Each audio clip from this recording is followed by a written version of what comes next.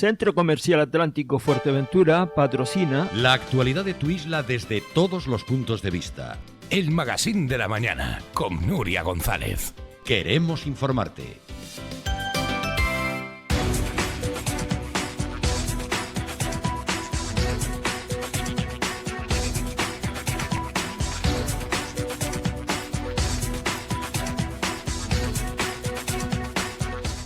Buenos días, día 1 de febrero, inauguramos este miércoles Ecuador de la semana y vamos a hablar de sanidad. Acabamos de hablar con Esther Hernández, la alcaldesa de Tuineje, sobre las quejas fundadas por parte de los vecinos de la falta continua de abastecimiento de agua, algo que desde luego ya forma parte de la historia de la isla durante las últimas décadas y también ahora del transporte público. Esperemos que esas quejas también sean trasladadas al Cabildo Insular de Fuerteventura y tome medidas. Vamos a hablar ahora de sanidad, cuando prácticamente se está cumpliendo una legislatura en la que había en esta área muchísimos retos por delante. Para ello tenemos a Sandra Celis, directora del área. Bienvenida, buenos días. Buenos días. Que además ha sido contadísimas las veces que ha hecho entrevistas en esta legislatura y desde luego que ha llevado hasta el límite la perseverancia de los periodistas, pero bueno, aquí está hoy con nosotros. Gracias por estar aquí, por acompañarnos. Y José Luis Rodríguez, el gerente del hospital. Buenos días. Gerente de servicios sanitarios, que vamos a acabar la legislatura y todavía seguimos con el hospital. Seguimos con el hospital. Y mi compañero de primaria, que es el medio desde de luego, donde yo procedo, luego, me lo rebaten. Pero sí, aquí está. Gerente de servicios Buenos sanitarios. Días y feliz año. Un saludo, por cierto, a todos esos trabajadores, enfermeros, doctores, celadores, todos los que están trabajando también en sanidad, en esa atención primaria, que se ha visto reforzada también. Sí, nosotros no perdemos de vista el ámbito de la atención primaria y siempre ha sido nuestro objetivo. Voy a pedirle, por favor, que acerque un poquito más el micro. Y ha sido nuestro objetivo desde el principio. Nosotros tenemos que intentar que la mayoría de los problemas de salud se resuelvan en ese ámbito, en el ámbito de la atención primaria, y que el hospital esté para aquello que requiera un ambiente más especializado. Y en eso, evidentemente, nosotros vamos a estar hasta el último día en nuestro empeño. Ustedes mantenían que ese refuerzo de las plantillas que se había materializado en Fuerteventura con motivo de la pandemia iba a permanecer. ¿Ha sido así? Sí, ha habido una reordenación de funciones, evidentemente motivadas por el ambiente epidemiológico.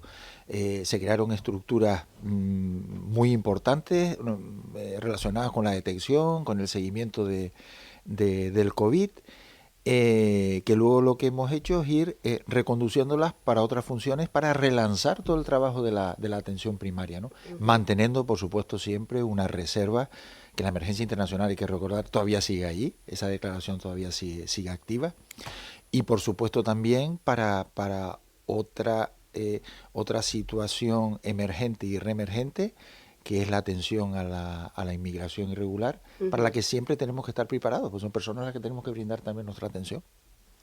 Sandra Celis, ¿cómo era el hospital y las diferentes áreas de las que está describiendo José Luis Rodríguez en 2019 y cómo es ahora? Si pudiéramos hacer una foto en cuanto a partidas presupuestarias, si se han aumentado las dotaciones, si tenemos más especialistas. Se han aumentado las dotaciones, se ha aumentado tanto material como recursos humanos. En primaria nosotros entramos y teníamos problemas de radiografías en Morrojables. ¿Recuerdan? Tenían que ir y desplazarse a Gran Tarajal para hacer una radiografía.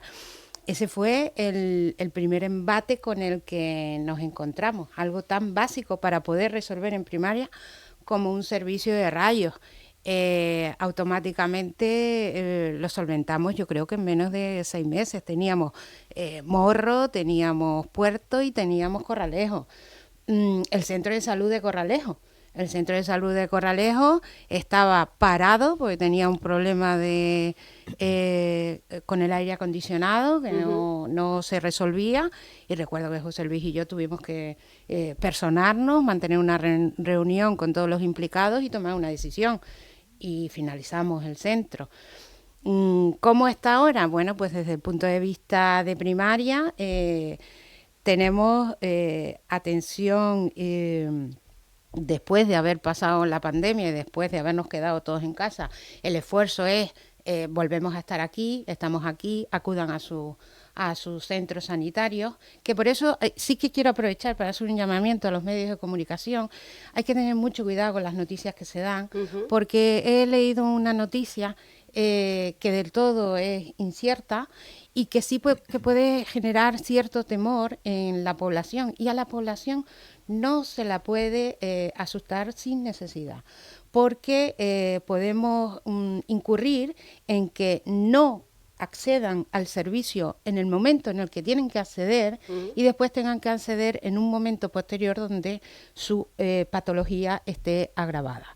Entonces no se puede decir que en Fuerteventura se mueren los pacientes en los pasillos, no se puede decir porque a la queja eso que ayer es... trasladaba Fernando Enseñat del Partido Popular? No sé quién, porque solo vi el titular. No, cuando veo una cosa de esa pues ni entro, la verdad. Pero vi un titular que dije, no, eso puede ser en otro lugar, no lo pongo en duda, en otro lugar del país, pero no, en Canarias no, y en Fuerteventura ya le digo yo que no. Que no se muere la gente en los pasillos. En los pasillos no se muere la gente. Y no se puede utilizar la pandemia, porque la pandemia fue una situación en la que aprendimos mucho, pero nos costaron vidas. Y las vidas de las personas, de los ciudadanos que murieron en Fuerteventura, para nosotros, para el equipo directivo, todos y cada uno de ellos son muy importantes, y esas personas fallecieron en sus habitaciones. En algún momento pudimos hasta algunos acompañarlos de algún familiar, y cuando eso no fue así, pues media planta estaba en esa habitación. Entonces, cuidado con la información, porque es verdad que tenemos derecho a la información, pero a una información veraz. Lo que sí se había comentado es que hay personas que no tienen ni hogar ni familiares, y hay algunas en Fuerteventura por cuestiones de desarraigo, que no es un tema tampoco que haya ocurrido ahora, sino que ahora quizás se ha censado. Hay 15 personas, según se señalaba, que duermen todas las noches en el hospital de Fuerteventura por un tema de recursos sociosanitarios, por la ausencia de recursos. ¿De quién es esta competencia? ¿Del hospital que actúa como albergue? ¿Del Gobierno de Canarias? ¿Del Cabildo Insular de Fuerteventura? ¿De los ayuntamientos de la falta de residencias sociosanitarias? Menos del hospital y de la Consejería de Sanidad, de todas las instituciones que has nombrado. La Consejería de Sanidad no debe de ser un albergue, porque nuestra finalidad es recuperar en hospitalaria. Y son camas que se ocupan y son intervenciones quirúrgicas que no se pueden realizar. Y eso lo tiene que saber la población. El recurso es sociosanitario, siempre debe ser, porque además esas personas se merecen vivir en una residencia donde no solo se le cuide sus necesidades básicas, que es lo que le podemos ofertar en el hospital, porque su enfermedad ya, si tiene el alta, no puedes hacer absolutamente nada más. Entonces, come, lo aseas y se acabó. Y una persona necesita muchísimos otros aspectos en su vida. Entonces, imagínate lo que es 365 días, 24 horas en una habitación. Rodeado de enfermos, además, ¿no? Claro, con toda, lo que nosotros llamamos las infecciones nosocomiales, o sea, y con una pandemia, que también lo tuvimos con una pandemia. O sea, ¿Ustedes han trasladado al Gobierno de Canarias o al Cabildo Insular de Fuerteventura esta situación? Lo saben, claro que lo saben, por supuesto. Y esta situación ahora se ha acrecentado, porque es verdad que en los primeros años de nuestra legislatura, pues bueno, la cosa estaba un poco más comedida. Pero bueno, ha sido cuestión de 6-7 meses, pues yo creo que el mismo tiempo que lleva la institución insular teniendo sus problemas. José Luis, sobre este tema, ¿algo que añadir? Realmente, el hecho de que evidentemente nosotros seamos convidados de piedra como sistema sanitario de esta situación, no hace que tampoco nos estemos quietos. Hay iniciativas que podrá describir mejor la directora del propio Consejo de Salud de Área, para definir criterios para que estas personas puedan de alguna manera aliviarse o aligerarse sus procesos administrativos para que puedan ingresar, porque entendemos que camas ya existen para poder alojarlos. Nuestras unidades de trabajo social enseguida contactan con Fiscalía, contactan con los familiares. O sea, exploramos todas las posibilidades para esas personas que estando en el hospital están en un riesgo aumentado de infecciones por gérmenes además que no son habituales, que son especialmente dañinos y lesivos porque son resistentes a antibióticos, etcétera, mayor riesgo de caída, de desnutrición. Realmente cada día que pasa, esas personas aumentan su situación de vulnerabilidad, pero nosotros, nuestro deber de comunicarlo a todos los actores lo hacemos en primera instancia. Comunicamos a la familia, por supuesto que son de alguna manera los primeros receptores de esa información. ¿Las familias son conscientes de que su allegado está en estas circunstancias? Por supuesto, se les da una información detallada, variada. Hay personas que realmente tienen una desinformación al respecto y hay otras personas que desgraciadamente, a pesar de que la información que se dé sea una información detallada, optan por no favorecer que su familiar mayor en un estado de dependencia pueda desarrollarse en la comunidad con otro tipo de recursos que es verdad que proceden de distintas instituciones. Hay respuestas variopintas. Es cierto que no se puede decir que todo el mundo tenga ese efecto de depositar a su mayor ahí, que sería muy triste que eso fuera así. Pero hay opiniones variadas.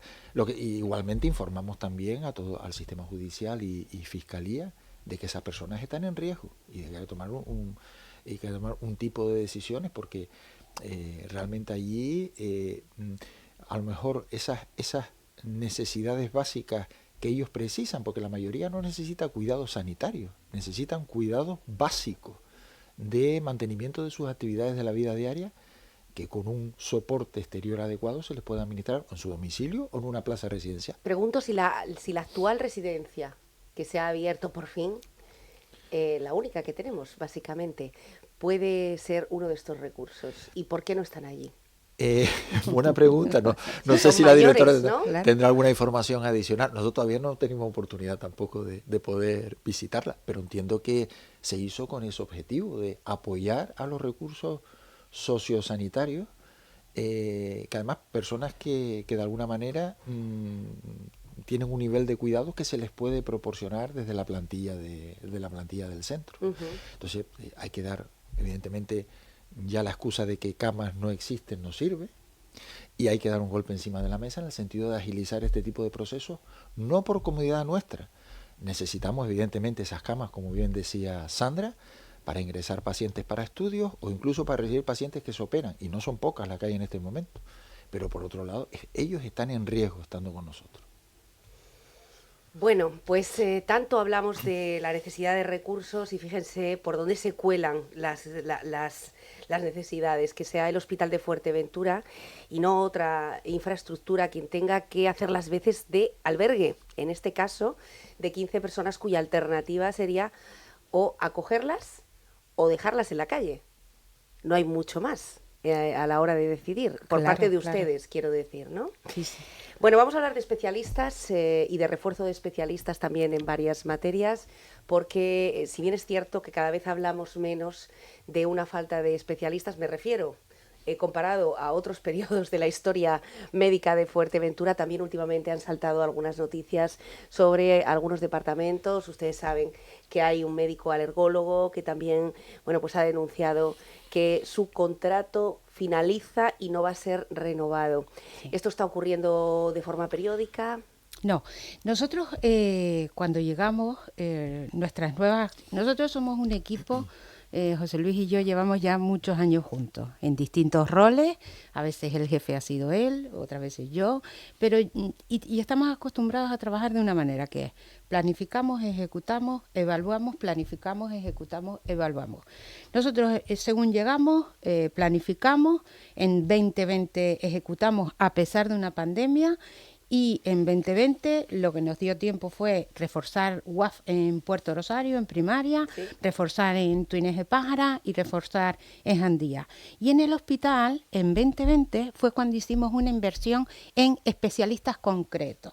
Todo aquello que, de resultado de nuestra planificación y los datos que teníamos, nos decía que, y fue cuando entraron 2 oftalmólogos, 2 neurólogos, psiquiatra, un trauma, un otorrino, 3 médicos para urgencia, enfermería. Fue una apuesta espectacular, nunca vista en la historia de Fuerteventura, en sus 40 años, nunca. Ese fue el primer embate. En el 2021 ya empezamos a introducir lo que nosotros llamamos las unidades. A nosotros desde el sistema sanitario nos gusta trabajar con unidades multidisciplinares. Es como un poco trasladar el sistema de trabajo de primaria a hospitalaria.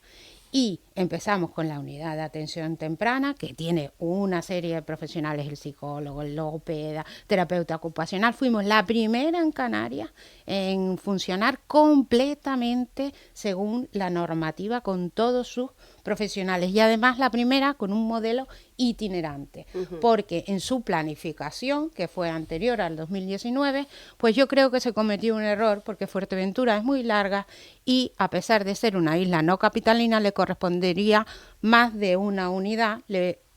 Yo, si hubiera planificado por el territorio y por la distancia 2 unidades.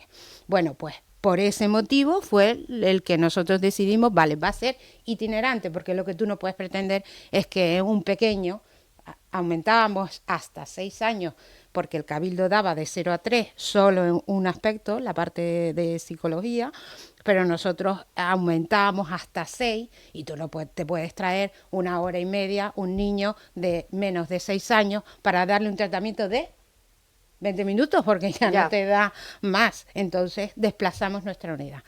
Metimos la unidad del dolor, porque era una queja y una necesidad básica que teníamos en Fuerteventura, la unidad de enfermedades neuromusculares, la unidad trans, y después hicimos estrategias transversales como la humanización de la asistencia al nacimiento y a la lactancia, que tanto se está valorando en la isla de Fuerteventura por todas las mamás y los papás que deciden procrear. Y bueno, hicimos actuaciones de seguridad de paciente, como el dragodosis y 1500 que tengo aquí, que es imposible de memorizar. Pero bueno, te las puedo dejar cuando tú quieras. Entonces, nosotros vamos por estrategia, pero fíjate que en ningún momento te he nombrado alergia. ¿Por qué? Porque no es una nueva acción. Este señor viene a sustituir bajas vacaciones que se nos han producido. O sea, nosotros siempre hemos tenido permanentemente 4 alergólogos, creo que son, ¿no? Vale. Pues permanentemente los datos que arrojan soportan 4. Pero tú inviertes en especialistas en función de tus necesidades, porque obviamente la ley no te permite ir en contra de tus necesidades y tu PGC. Nosotros trabajamos... ¿4 alergólogos son suficientes para la isla de Fuerteventura? Con los datos que te puede comentar José Luis, en este momento, sí. Nosotros en este primer trimestre hacemos la detección de necesidades con respecto a si es necesario cualquier recurso en el ámbito que sea, tener que reforzarlo. Es cuando proponemos a la dirección las nuevas acciones, por así decirlo. Realmente con el caso de alergia, efectivamente es una contratación que se realiza porque hay sobre todo periodos de baja asociados a distintas componentes del servicio que hay que cubrir precisamente para mantener la actividad. Un contrato, por lo tanto, con un inicio y con un fin. El hecho de que esto lo sabe el especialista que llega a Fuerteventura, sabe cuáles son sus condiciones. El contrato siempre tiene un inicio y tiene un fin, a no ser que esté amparado por un concurso o oposición que de forma o un contrato de interinidad que de forma indefinida permite que la persona esté asociada a esa plaza. Entonces esa información se provee. Realmente el reclamo en este sentido a mí en primer lugar me produce mucha sorpresa, porque además hablamos personalmente de este tema en estas semanas pasadas, pero sobre todo mucha indignación, porque es que se aprovecha. Yo entiendo que pueda haber una sensación de decepción en el sentido de que una persona finaliza una relación laboral asociada a una necesidad que existía. Pero luego que se acompañe esas declaraciones con temas en los que nada tiene que ver, con los que no se relaciona día a día, con una imagen corporativa, además, que no está autorizada, porque además la comunicación de cualquier institución está regulada y está mediatizada y puede ser incluso objeto hasta de expedientes disciplinarios. Hombre, pero sería complicado que le pidiera permiso al responsable de comunicación del hospital precisamente para criticar lo que no le parece bien del hospital, ¿no? Sí, pero la imagen corporativa asociada a ese reclamo, porque el reclamo que hace... Sí, es de un departamento, es de una institución. Evidentemente todo usuario puede hacerlo a nivel doméstico o particular, pero es que parece que la imagen se proyecta desde el propio seno de lo que es la institución, y eso es un atentado hacia la lealtad enorme. Evidentemente cada cual tiene su libertad para poder hacerlo, pero que encima es falso. Por eso están los gabinetes de comunicación en las distintas instituciones, porque hay que darle veracidad. Y entendiendo que el asunto laboral pueda producir esa decepción, ese desengaño de la persona por el motivo que sea, tampoco es el ámbito para poder expresarlo. Quiero decir, nosotros tenemos las organizaciones sindicales, tenemos los entornos en los que la persona puede expresarse cuando entiende que por lo que sea ha sido lesionado desde el punto de vista contractual. Entonces, si añadimos a eso que tuvimos conversaciones previas en las que se explicó cuál era la intención con respecto a la renovación de esa contratación y tampoco se manifestó nada en ese sentido en contra, salvo un poco, digamos, pues bueno, sí tiene que ocurrir, evidentemente, la tristeza y el malestar que asocia cuando uno cesa la relación laboral.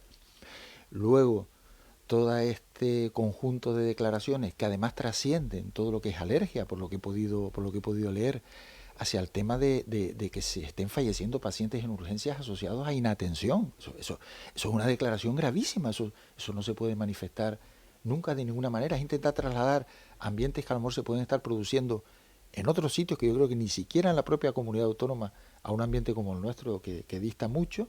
La realidad que hemos estado hablando de las personas mayores que a pesar de estar dadas de alta están persistiendo, que ya hemos hablado que la dependencia del destino final de esas personas, nosotros participamos de forma tangencial, pero no tenemos capacidad para poder decidir, a pesar de que intentamos aliviarlo lo más posible.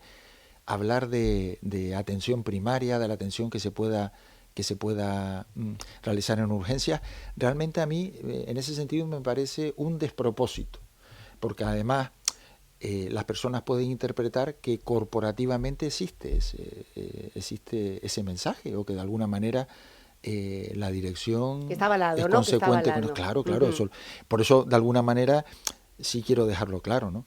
Porque además particularmente los números con ese servicio son números buenos. A pesar de que hayan podido ser en momentos ocasionales 5 profesionales atendiendo ese servicio, realmente la mayoría de las veces han coexistido 4, porque hay personas que por sus problemas de salud han tenido bajas extensas y más en el periodo asociado al COVID por su vulnerabilidad asociada. Entonces, sin ir más lejos, a nivel del total de consultas en este ejercicio 2022 han incrementado un 24, casi un 25% las consultas con respecto al año 2021. Se ha disminuido los días de espera y el número de pacientes en espera. Eso quería preguntarle, José Luis y Sandra, la lista de espera, ¿qué es lo que normalmente más perturba a los vecinos? Desde el momento en el que uno llama por teléfono para pedir una cita con su médico de cabecera hasta el momento en el que finalmente termina viendo al especialista que precisa. Es que esa es la planificación que yo te mencionaba. Nosotros ahora, por ejemplo, en alergia tenemos una disminución de un 23,90%, casi un 24% de pacientes, pero es que de días de espera de esos pacientes, un 30,89%, con los mismos 4 profesionales que se van a quedar. Entonces, con estos datos, hacer una inversión en uno más, porque sería en 5, sin tener en cuenta otras listas, como por ejemplo medicina interna o nuestra apuesta este año de cardiología. Señores, tenemos que poner la hemodinámica en el primer semestre de este año y esa inversión necesita inversión en recursos humanos Y es una estrategia, que es lo que dice José Luis. Nosotros eso lo pactamos en el primer trimestre de este año. Y estos datos, a día de hoy, que son a día de hoy, no avalan un quinto alergólogo. ¿Qué van a hacer para las sustituciones, las vacaciones, etcétera? Hay una lista de contratación en el que supongo que este señor tendrá un lugar.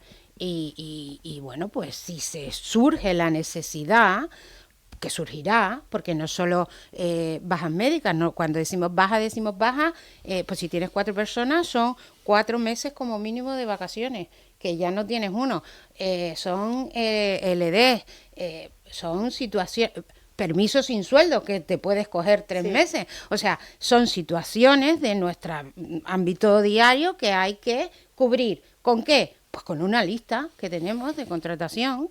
¿Y le puede tocar? Pues le puede tocar perfectamente. ¿Y puede que no? Pues también puede que no, depende del lugar que ocupe. Pero como todo, esto para los médicos funciona igual que para los auxiliares, igual que para los celadores. Nosotros somos estatutarios y estamos supeditados a un estatuto, que un estatuto también define nuestros derechos y nuestros deberes. Y uno de los deberes fue el que acaba de decir José Luis, de hacer unas manifestaciones con cierto carácter institucional. Eso es muy grave. Bueno, estamos hablando de unas declaraciones de un alergólogo, para aquellos que se hayan perdido, que también ha solicitado entrevista a esta casa, a Onda Fuerteventura, y donde anunciaba que los mayores se les estaban muriendo a los responsables médicos del hospital de Fuerteventura. Una afirmación muy seria, efectivamente, que debería venir respaldada por una denuncia como mínimo por parte de esas personas, sobre todo para aquellas personas que nos estén escuchando ahora mismo y estén dirigiéndose al hospital de Fuerteventura y puedan pensar que se están metiendo en otro lugar y no en un lugar médico. Bueno, vamos a hablar sobre hemodinámica muy rápidamente y vamos a hablar sobre el tratamiento contra el cáncer, que han sido 2 de los grandes retos, de los grandes desafíos también de esta legislatura. Hemodinámica, Sandra Celis dice, primer semestre. Con total garantía y seguridad. Mantenemos primer semestre. Es decir, ¿vamos a tener que dejar de coger helicópteros para desplazarnos a Gran Canaria? ¿O a Tenerife? No, ahí José Luis tiene que hacer un apunte. Los helicópteros siempre van a ser necesarios.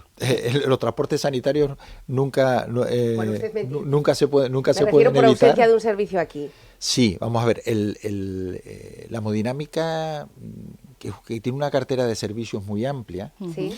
Evidentemente, y que además requiere un nivel de pericia y de destreza muy alto, para el cual los profesionales se están formando en este momento, con lo cual tendremos un modelo mixto en el que participarán profesionales ya con pericia más que contrastada de nuestro hospital de referencia, que además es uno de los servicios de hemodinámica punteros de toda España, más los nuestros que ya se están formando en este momento, para tener una atención compartida, que es la que de alguna manera hará que nosotros evolucionemos en el futuro con autonomía plena y con personal con la destreza necesaria. Entonces, dentro de esas prestaciones, evidentemente el primer ataque va a ser sobre aquellas personas que requieran procedimientos de hemodinámica que de alguna manera admitan un pequeño diferido, no urgente.